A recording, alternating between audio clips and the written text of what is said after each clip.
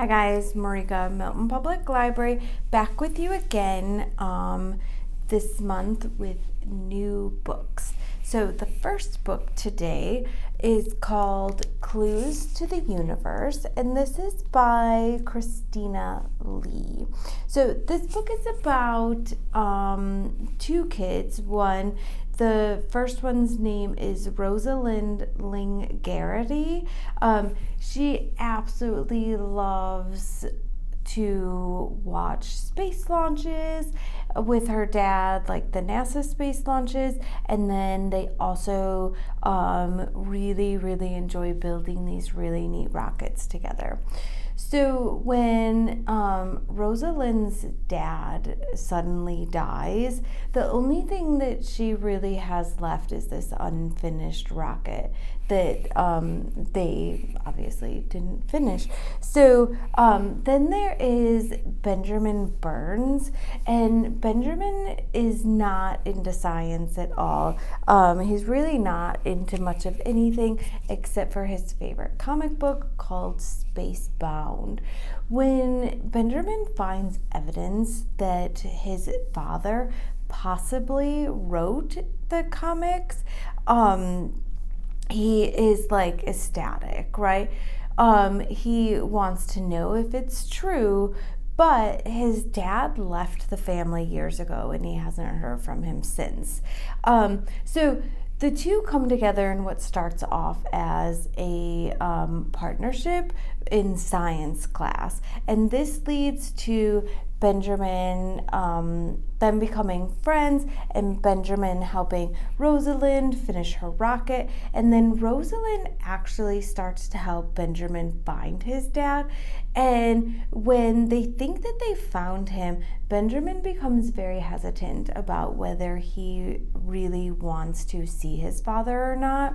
And Rosalind just cannot understand this and becomes very frustrated and agitated by the fact that here is Benjamin's father that he could have back in his life, which Rosalind will never have that chance of, and he's not taking it. She just can't understand how he could not just be jumping at the bit for him to be able to see his dad.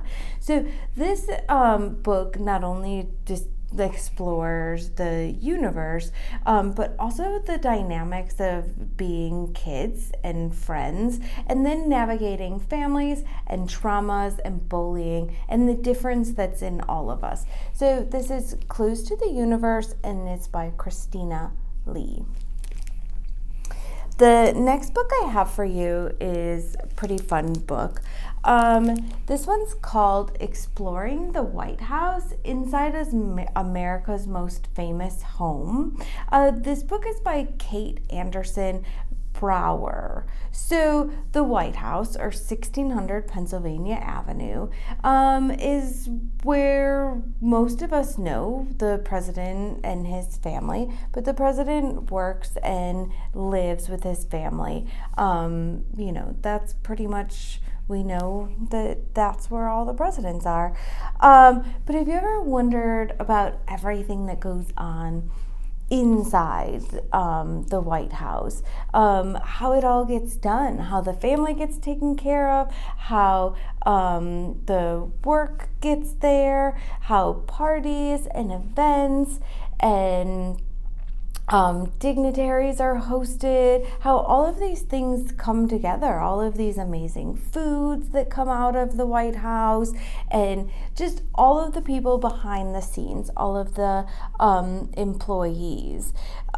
So the White House staff takes care of literally everything that goes in and goes out of this, and the White House staff takes care of this for each family that comes in.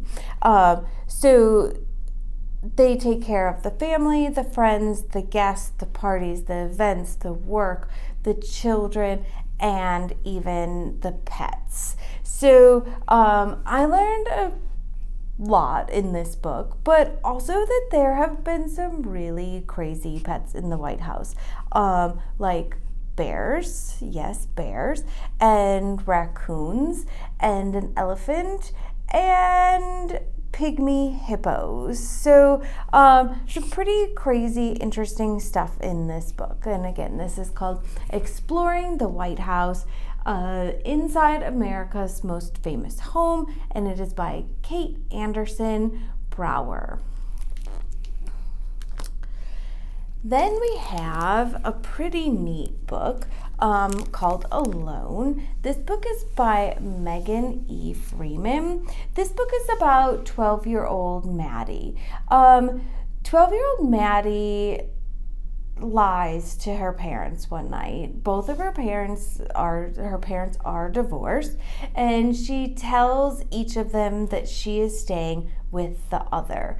And instead of being with either one of her parents, she goes to her grandparents' house, which is empty because they spend half the year not in Colorado. So she ends up spending the night in her grandparents' empty house. And it just so happens that this lie, and particularly on this night, was just a really terrible mistake for Maddie to have done. Because it just so happens that on this night, the whole town is loaded up into vans and evacuated because of a threat that is happening to this Colorado town. And since each parent believes that Maddie's with the other, they believe that she is safe and with the other parent. So when Maddie wakes up, there's nobody around. She's completely alone. Everyone is gone. And since this house was supposed to have been empty, no one thought to check there, and her parents left her behind. So the only thing that she finds is her neighbor's dog, a Rottweiler named George. So now it is just Maddie and George, and they must learn to survive while they wait for somebody to come rescue them, because obviously somebody's gonna come back and rescue them, right? But as time goes by, it becomes clear that nobody's coming. Nobody's going to rescue them. So this is a really just heartbreaking and exciting and just an amazing story about surviving and being completely isolated, which is all something that we kind of are feeling right now, a lot of us.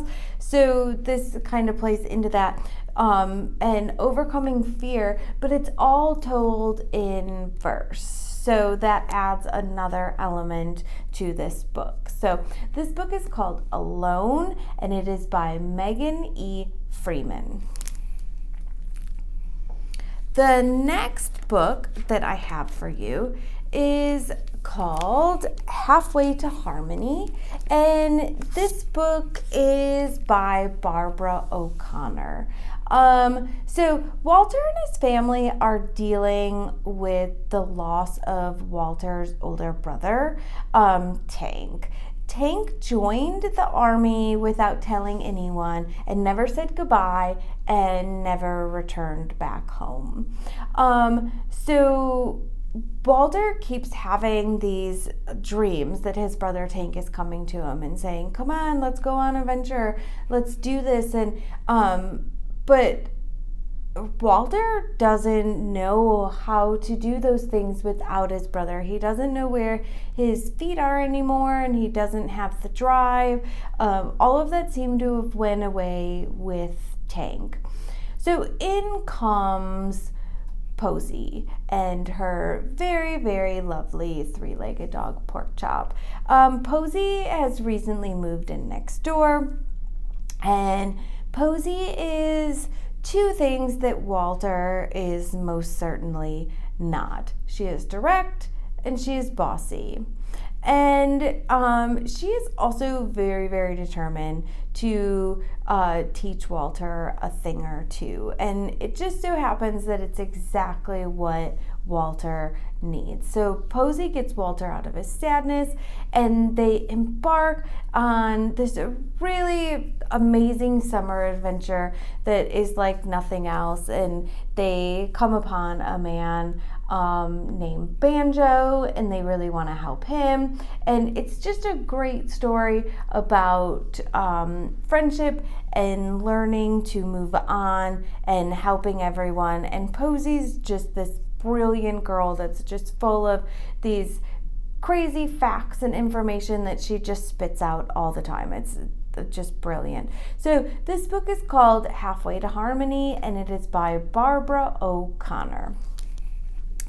The last book I have for you today is called Legacy, and this book is by Nikki Grimes. So this book is to bring awareness to the amazing accomplishments of the Harlem Renaissance women. Like most women throughout history, they have been their history and their acknowledgement has been stolen by the history books. For hundreds and hundreds of years, women just have been left out. And that is included. These Harlem Renaissance women are included in that.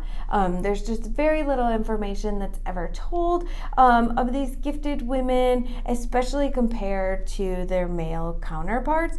So in this book, Nikki Grimes uses the golden shovel poetic method to create new poems based off of poems written by the Harlem Renaissance women. So it's a way to introduce people to their work, to encourage you, to give you a taste of what it was like, to encourage you to research and go and find these women's work. And then not only that, she pairs the poems with really amazing Black illustrators' artwork. So each poem is paired with the artwork, and yeah, this book is really just a fascinating way to be introduced to amazing women of the Harlem Renaissance, and also to be introduced to the talented illustrators that accompany each poem. So this book is called Legacy, and it is by Nikki Grimes. So those are my 5 books for this week. I hope that one of them or multiple ones of them seem interesting to you and you want to give them a shot. So I'll be back next week, and you guys enjoy. Bye.